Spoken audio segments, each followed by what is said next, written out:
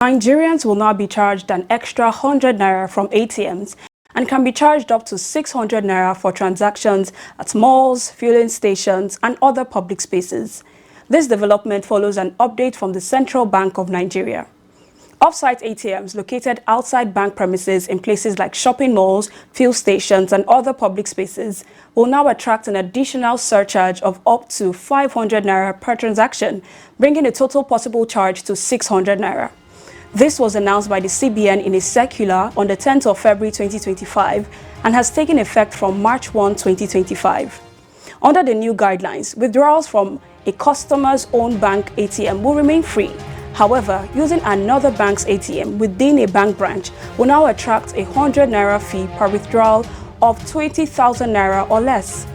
For off-site ATMs, such as those in shopping centers or gas stations, the additional surcharge of up to 500 naira applies, significantly increasing withdrawal costs.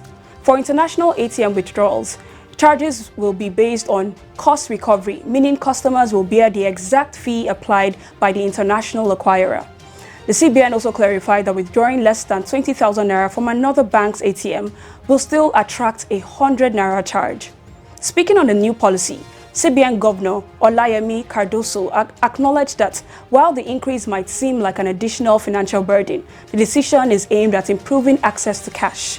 He explained that the policy was introduced after challenges with currency shortages, particularly during the Christmas period, which caused hardship for many Nigerians. He further noted that withdrawing from one's own bank remains free and suggested that customers who frequently use other banks' ATMs should consider applying for a card with those banks to avoid the charges. While the CBN insists that these fees will help maintain ATM infrastructure and improve cash availability, many Nigerians see it as yet another financial burden in our already challenging times.